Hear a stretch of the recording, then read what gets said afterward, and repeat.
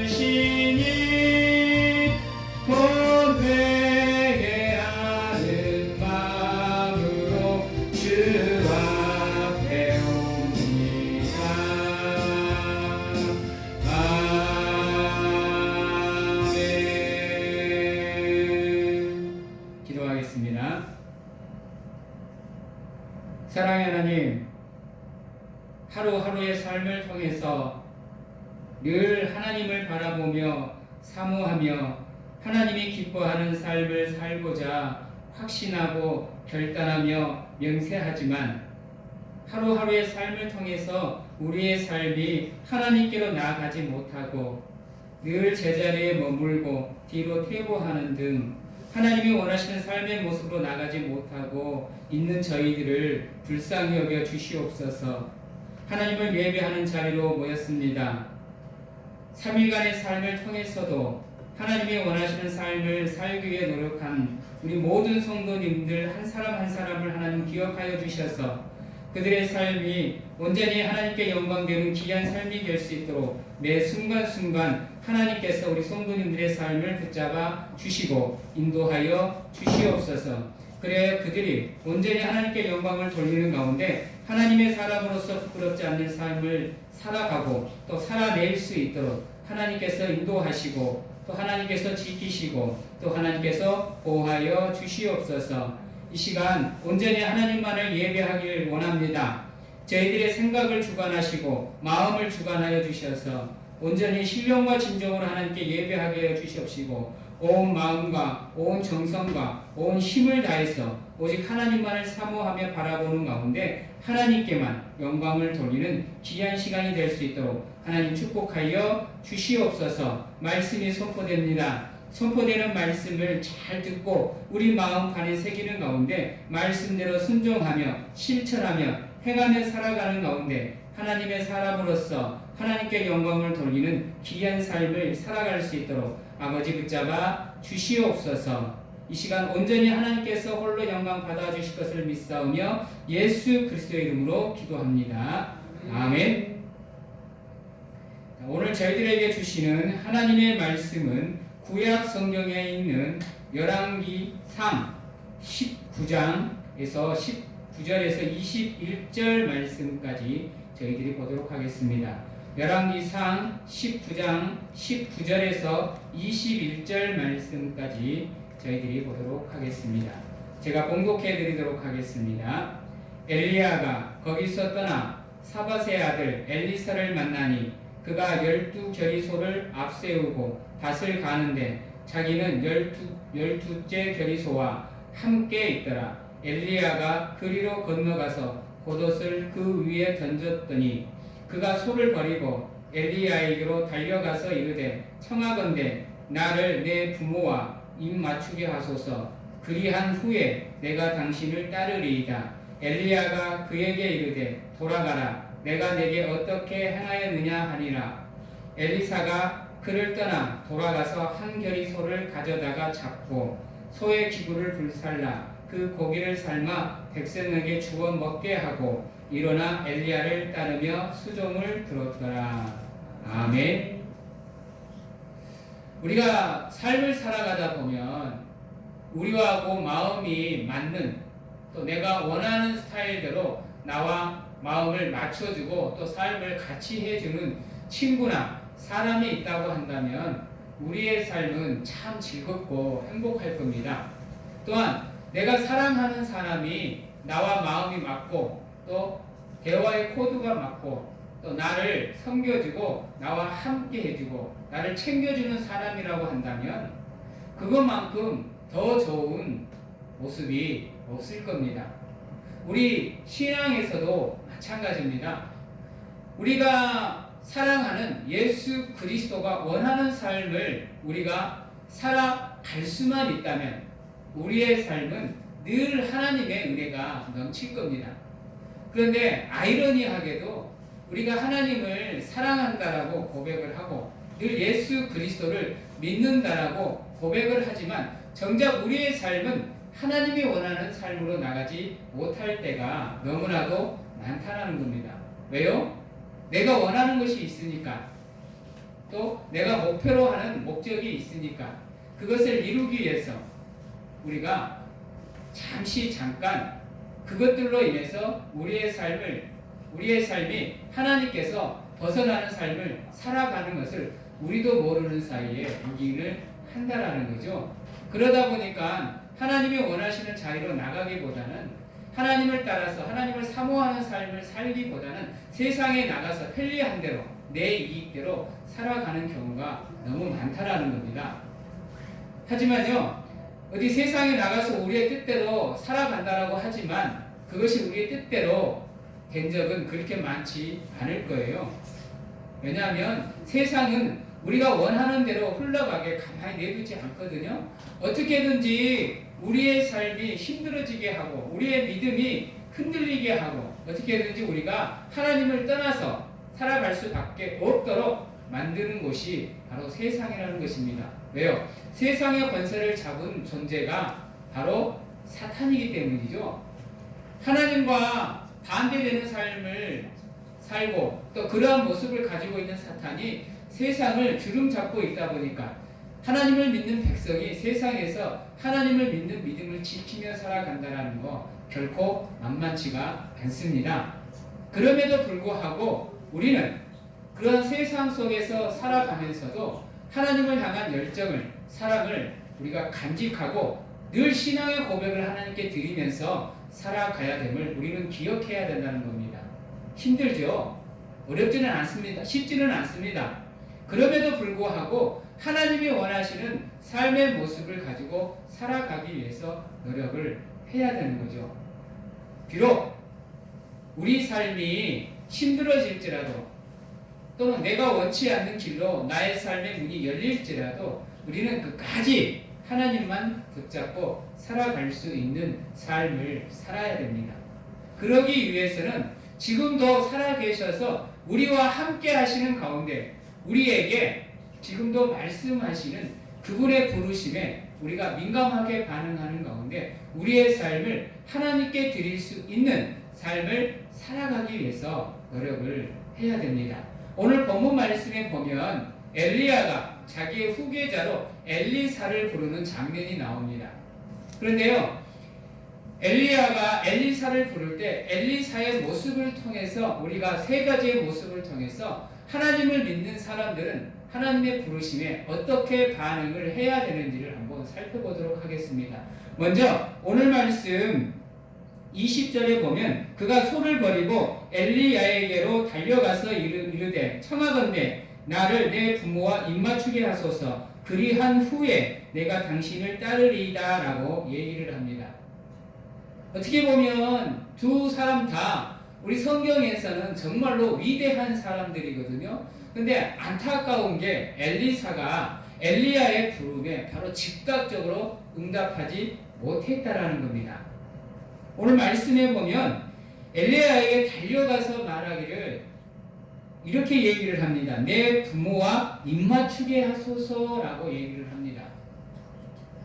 물론 사람의 본분된 입장에서 부모에게 효도하고 또 자기가 어디를 움직이든지 부모에게 얘기하는 것, 말하고 다니는 것은 당연한 겁니다. 그럼에도 불구하고 우리에게 있어서 우리의 삶의 우선순위가 어디에 있느냐에 따라서 오늘 엘리사의 모습이 합당한 모습이냐 그렇지 않는 모습이냐가 결정이 된다는 거죠. 만약에 엘리사의 삶이 하나님께 모든 것이 맞추어져 있다라고 한다면 엘리야가 엘리사를 불렀을 때 엘리사는 그 자리에서 모든 것을 다 포기하고 바로 즉각적으로 엘리야의 부름에 응답을 해야 됐다라는 겁니다. 이것은 물론 인간적인 모습에서는 좋은 모습이지만 하나님의 모습에서는 조금은 안타까운 모습이죠. 왜냐하면 미련이 남아있다는 것을 보여주고 있기 때문입니다. 그래서 엘리야가 엘리사에게 뭐라 그러냐? 돌아가라. 내가 내게 어떻게 행하였느냐라고 얘기를 합니다. 가고 싶으면 가라는 겁니다. 그런 모습으로 우리가 지금 현재 하나님 앞에 서 있지 않는지를 한번 돌아봐야 되는 거죠. 우리의 신앙의 고백을 통해서 하나님께 드림으로 우리가 하나님이 우리를 하나님의 백성으로 불러주셨는데 우리는 어때요? 그 부름에 즉각적으로 응답하지 못한다라는 거예요. 왜죠? 우리가 가지고 있는 것들에 대한 미련이 남아 있기 때문이죠. 우리 아브라함의 경우를 한번 봐볼까요? 아브라함을 하나님께서 찾아오셔서 내 본토 친척 아비 집을 떠나라고 할 때 아브라함은 망설임이 없었습니다. 하나님이 명령한 그 즉각 바로 모든 것을 다 준비해서 바로 하나님이 원하시는 땅으로 명령하신 땅으로 보여주신 땅으로 바로 출발을 했다라는 거예요. 그리고 아브라함은 하나님께서 자기 독생자 이삭을 제물로 바치라 그럴 때도 망설임이 없었어요. 그러므로 인해서 아브라함이 열방의 아버지가 되는 것이고 복의 근원이 되는 겁니다. 우리의 삶이 하나님께 온전히 드려지는 삶이라고 한다면 우리의 삶에 남아있는 모든 미련을 가감하게 버려야 돼요. 근데 아브라함의 조카 룻은 어때요? 자기가 가지고 있는 것들에 대한 미련이 남아있다 보니까 그 도시가 곧 멸망함에도 불구하고 쉽게 떠나지를 못해요. 롯의 아내는 어때요? 그 미련에 의해서 뒤를 돌아보다가 돌이 되어버립니다. 우리의 삶이 어떠한 모습에 있느냐에 따라서 하나님이 원하시는 삶의 모습으로 우리가 나갈 수 있느냐 그렇지 못하느냐 인생의 성공자가 되느냐 인생의 낙오자가 되느냐가 결정이 된다는 겁니다. 사랑하는 성도 여러분, 오늘 말씀에 엘리야의 모습, 엘리사의 모습에서는 조금은 안타까운 모습이 나와요. 하지만 적어도 우리가 하나님의 사람이라고 한다면 내가 가지고 있는 것에 대한 미련은 쉽게 버릴 수는 없죠. 그러나 하나님의 부르심에 합당한 삶을 살기 위해서 우리의 삶의 모든 포커스가 하나님께 맞추어져 있다라고 한다면 우리는 하나님의 부르심에 가감하게 모든 것을 내려놓을 수 있는 강하고 담대한 믿음을 가져야 되는 것입니다. 그럴 때만이 우리의 삶이 온전히 하나님이 원하시는 믿음의 자리로, 신앙의 자리로 옮겨갈 수가 있는 겁니다. 안타까운 건 무엇이냐면 신앙의 연륜이 길어지면 길어질수록 또 가진 것이 많아지면 많아질수록 오히려 그러한 미련들은 더 커진다라는 거예요.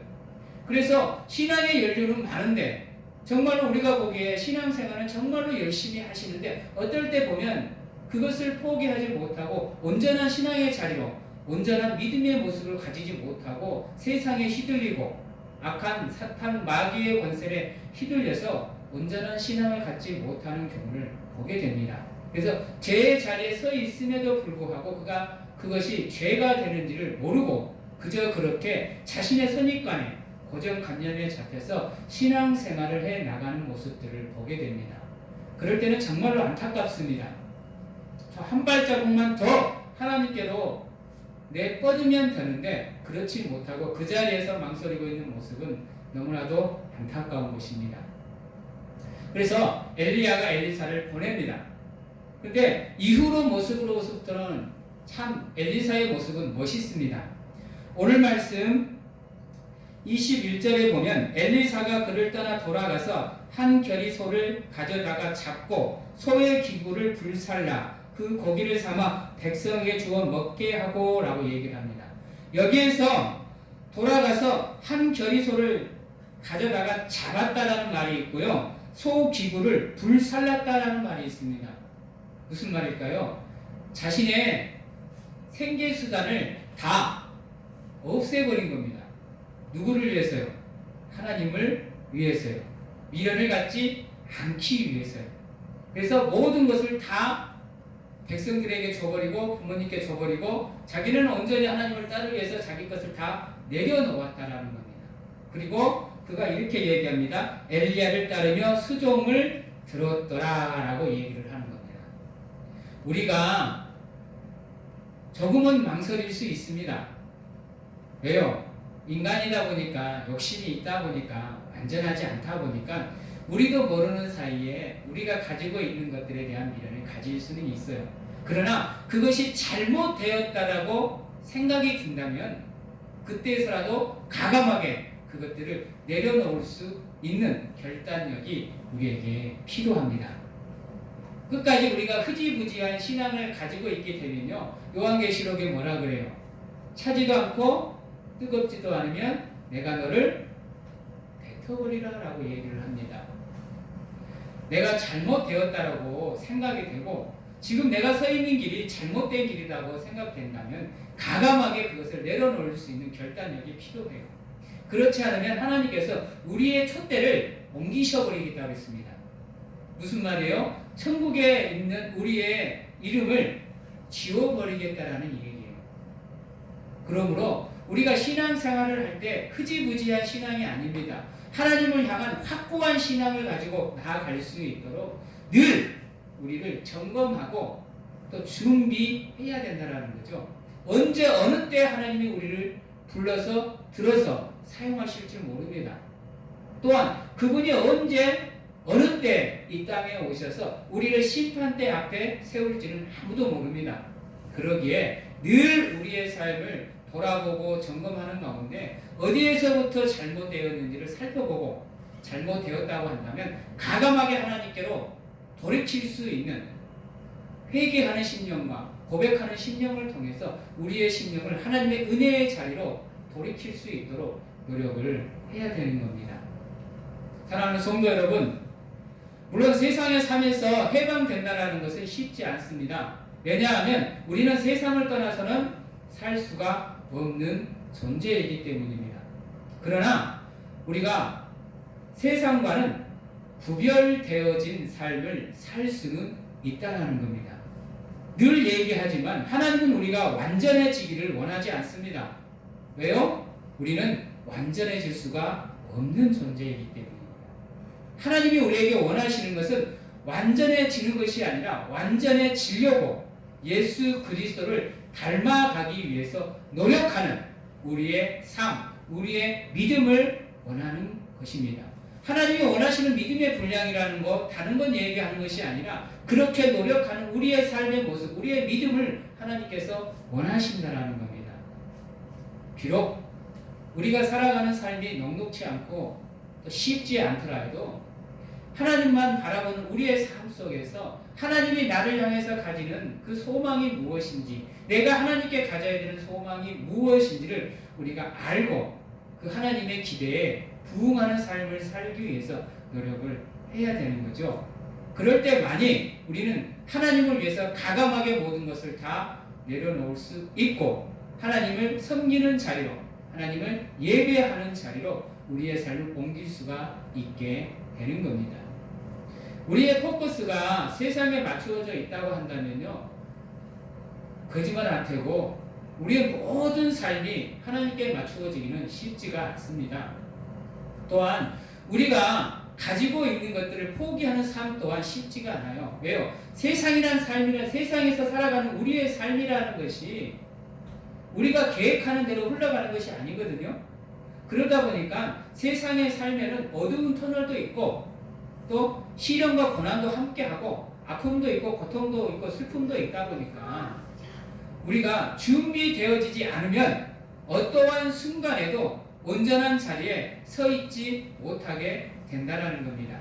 사랑하는 성도 여러분, 우리가 살아가는 삶을 통해서 하나님이 원하시는 모습을 가지기 위해서 우리는 노력을 해야 되는데요, 노력을 하되 최선을 다해서 하나님이 원하시는 것이 무엇인지를 찾아가는 가운데 그것을 가지고 우리가 하나님께 영광을 돌리며 살아갈 수 있도록 우리의 삶을 준비해야 되는 겁니다. 오늘 엘리사의 모습처럼 가감하게 모든 것을 다 버릴 수 있어야 됩니다. 누구를 위해서요? 하나님을 위해서요. 그래서 사도 바울이 늘 했던 고백, 나는 예수로 죽고 사는 사람, 나는 예수로만 사는 사람. 또한 우리 기독교인들은요, 세상이 좋아서 살아가는 사람들이 아니에요. 세상에 예수 그리스도가 없음에 실망하는 가운데 그곳에 하나님의 복음의 씨앗을 심기 위해서 노력하는 사람이 바로 우리라는 겁니다. 사랑하는 성도 여러분, 지금 있는 자리에서 조용히 눈을 감으시고 한번 하나님을 생각해 보시기 바랍니다. 그러는 가운데 여러분들의 삶을 하나님의 말씀에 비춰보세요. 과연 나의 삶은 하나님이 원하시는 삶인가, 그렇지 않는가를 돌아보시는 가운데 정말로 나의 삶이 잘못됐다고 한다면 과감하게 여러분들의 삶을 바꾸시는 가운데 하나님께 모든 포커스를 맞추고 그분이 원하는 삶을 살아가기 위해서 노력하고 살아내시는 우리 귀한 성도님들이 되시기를 바랍니다. 오늘 말씀으로 마지막으로 살펴보는 것은 바로 하나님 말씀에 온전히 순종하라는 겁니다. 여러분들 복종과 순종의 차이가 뭔지 아십니까? 복종은 힘에 의해서 굴복되는 것을 복종이라고 그러고요, 순종은 우리가 자원하는 마음으로 따르는 것을 순종이라고 그럽니다. 예배를 드리러 나올 때 하나님을 위해서 헌신하고 섬기고 봉사하는 자리로 나갈 때도 마찬가지입니다. 강압에 의해서 마지못해서 나가는 것이 아니라 우리가 원해서 자원하는 마음으로 하나님 앞에 나오는 가운데 하나님을 예배하고 하나님을 섬기고 하나님을 경외하는 삶을 살기 위해서 노력을 해야 되는 겁니다. 우리 사랑하는 성도님들, 신앙의 연륜이 되면 될수록 더욱 그러한 삶의 연륜이 더욱 좋아지시고 높아지셔야 되는 겁니다. 그래야 여러분들은 누가 뭐라 그래도 하나님의 은혜의 자리에 머무는 삶을 살아가실 수가 있고 하나님의 부르심에 합당한 삶을 살아갈 수 있는 귀한 하나님의 사람으로서 부끄럽지 않는 삶을 살아가실 수가 있는 겁니다. 말씀을 정리하겠습니다. 사랑하는 성도 여러분, 우리는 사람이다 보니까 또 인간이다 보니까 또 불완전한 존재이다 보니까 세상에 대한 미련을 완벽하게 버릴 수는 없습니다. 그러나 그럴지라도 예수 그리스도를 닮아가는 가운데 그분이 원하시는 삶으로 나가기 위해서 노력할 수는 있습니다.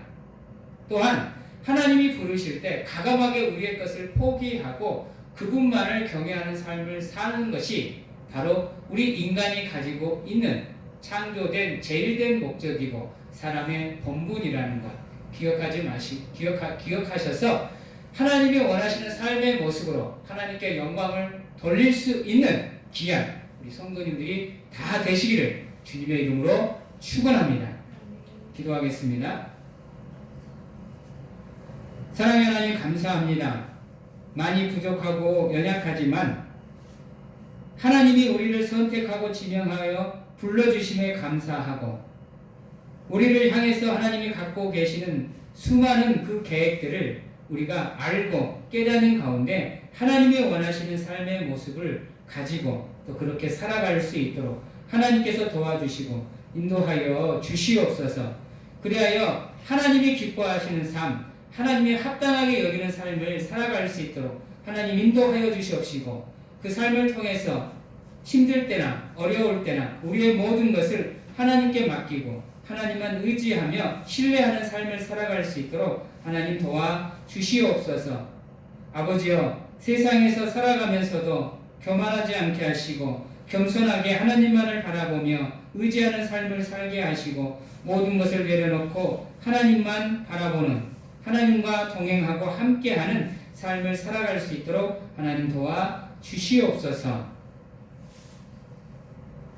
지금은 우리를 죄에서 건져주시기 위해 이 땅에 오신 예수 그리스도의 은혜와 세상 끝날까지 저희들과 함께 하시는 하나님 아버지의 사랑하심과 세상 어느 곳에 가서 무엇을 하든지 간에 저희들을 지키시고 보호하시는 성령님의 교통하심이 오늘 이 자리에서 하나님이 원하시는 삶의 모습으로 하나님께 영광을 돌리고자 확신하고 결단하는 귀한 하나님의 성도님들 머리 위에와 가정과 직장, 자녀와 건강 위에 지금부터 영원토록 함께 하시기를 축원하옵나이다.